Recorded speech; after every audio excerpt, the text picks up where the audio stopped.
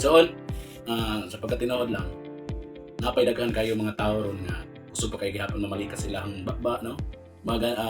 Gihimo ng habit nila ang pagmumura, ang pagpamalikas, no? Pero ingnon ka, so tanan natong gipangbuhat pag-abot sa pag-uukom sa atong Ginoo, dako kay nagsala, no? Mananagot ta lahat sa atong Panginoong Diyos, no? Sa araw na po alam mo, so sabi diyan sa Mateo chapter 12 verse 36, sa pagkatinuod sa adlaw sa pag-uukom, ang matag usa manubag sa Dios sa iyang mga gipanulti na walay kapuslanan. Ang pagmumura igsoon, ang kanang si Marites, no? Nindot kayo ang imong Marites igsoon kanang Bible, no? Word soon imo na siya paningkamutan. Wala na imo na siya pangayon sa Ginoo nga baguhon ka, no? Baguhon ang kasing una-una. Magbasa ka ng tulong sa Ginoo. Diha sa Colossus chapter 3 verse 8, apan karon kinahanglan isalikoy na ninyo kining tanan, ang kapungot, ang kasuko, ang pagdumot, ang pagbutang-butang ug pagsulti sa mga malaway nga mga pulong. This gikan ang pagmumura, ang pagpamalikas. Kanang time nga nasuko ka igsoon, kanang time nga napungot ka, nang naakay pagdumot sa imong kasing-kasing, no?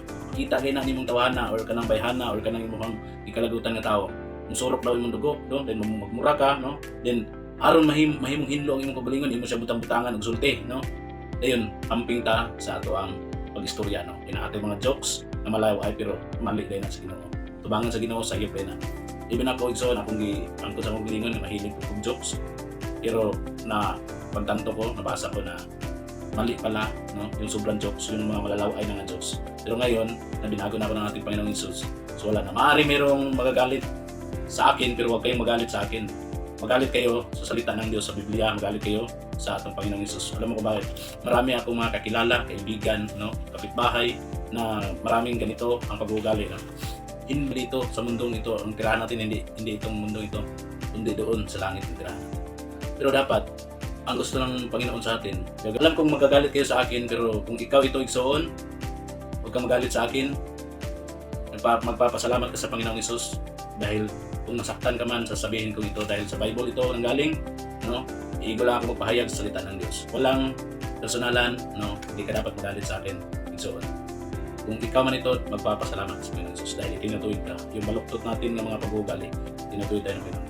Atong basahon ha, sa 1 Corinto chapter 6 verse 9 to 10, no? Dili ba nga ang tao na nagbuhat og dautan dili makapanunod sa gingharian sa Dios, no? Busa ayaw ninyo limbungi ang inyong kagalingon, ang mga makighilawas-gawas kaninyo kani daghan kay ning nahitabo karon kay makighilawas ka sa usa ka babae na dili mo minyo. Niingon sila February 14 daw puno ang hotel tinuod na siya pero dili talagsar kay na ilang tinuod asawa ilang gid kauban diha, no?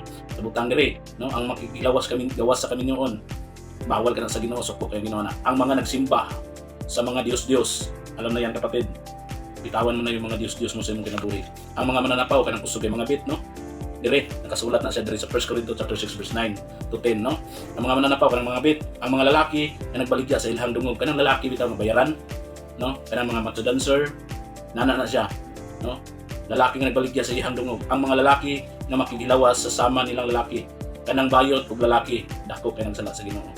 Kaya, kung ikaw ka ni igsoon, undangan na igsoon. Balik ka sa Ginoo. Sa number 10, atong tiwason nabasa, ang mga kawatan, ang mga hakog, ang mga mapasipalaon, no? Ug ang mga mangingilad, dili gayud makapanunod sa gingharian sa Dios. Even sa Old Testament igsoon, dako kayo ang kasuko sa Ginoo sa pagbuhat inana, no? Kanang babae versus babae, no? Nakighilawas, no? Ako kay nagsala sa Ginoo. Kaya igsoon kung ikaw gani, alam kong magalit ka sa akin, pero huwag kang magalit sa akin igsoon. Magpasalamat ka dahil doon tutuwid ka ng ating Panginoon. Igsoon, hindi pa uli ang lahat, no? Tanggapin mo sa Panginoong Hesus. God bless.